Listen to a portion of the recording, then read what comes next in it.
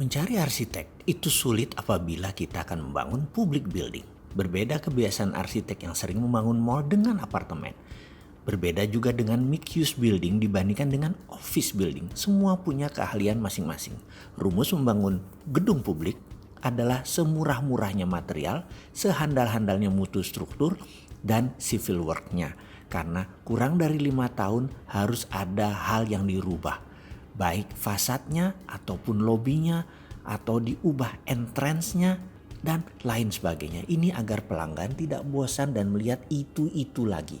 Akhirnya pilihan saya jatuh pada arsitek muda berusia 33 tahun dari Muats, Indonesia.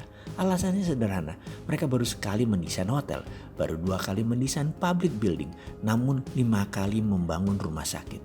Mereka desain dan sudah berdiri. Kita semua tahu secara sistem rumah sakit punya standar gedung 1 level lebih tinggi dibandingkan hotel. Kalau penampilan mungkin hotel lebih mewah, namun masalah limbah, sistem udara, jalur listrik, emergency, air dan lain sebagainya rumah sakit lebih rumit. Jadi logikanya membangun rumah sakit kita pakai untuk membangun hotel.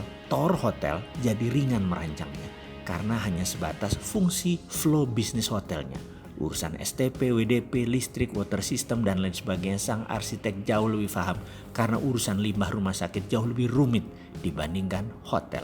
Hari itu adalah pertemuan yang kelima dalam 2 bulan. Sudah 4 kali ganti desain bentuk bangunan. Waktu semakin mepet, wajah tim arsitek terlihat bertekuk terus.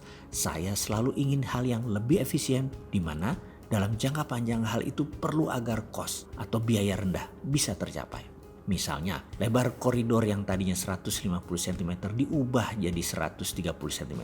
Bagi saya 20 cm kali panjang gedung kali tinggi tembok adalah uang. Lalu tadinya Eternit lalu diubah pakai beton expose. Itu untuk efisiensi. Lalu menambah luasan restoran, menambah ruangan meeting. Itu adalah fungsi bisnis. Setelah pertemuan kelima dan perubahan 4 kalinya atas bentuk dan fungsi, ternyata saya masih kurang puas karena luas bangunan masih terlalu besar. Saya ingin membangun 88 kamar, gedung 4 lantai sehingga tidak memerlukan standar gedung tinggi, cukup seperti membangun ruko pondasinya. Ruang meeting harus lebih dari 500 meter untuk 400 orang dan 3 ruang meeting kecil yang kapasitasnya 100 orang. Masing-masing harus tersedia. Selagi meeting ini tiba-tiba Babe masuk. Sang Babe datang memperhatikan sekilas presentasi dan komentar. Salah ini semua. Hah, kami tersentak kaget. Kalian itu mau duit kan? Mau untung cepet kan? Mau yang pasti untung? Mau modal kecil? Mau low hanging fruit? Gampang dipetik tuh buah. Kalau mau itu semua yang kalian kerjakan, ini salah. Saya yang paling shock dengan komentar tersebut. Ruang meeting pun hening yang isinya tim arsitek dan tim manajemen saya. Tapi saya all ears, telinga saya pasang. Saya pendengar yang baik deh rasanya. Dan saya sangat open mind. Menurut saya dia adalah orang yang sangat out of the box pemikirannya.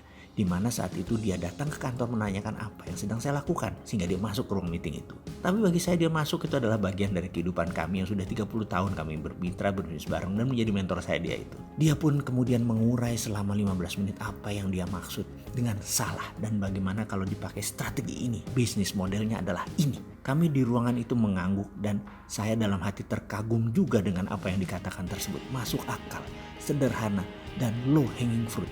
Cepat panen. Ada yang mau tahu detailnya? Segera setelah video ini.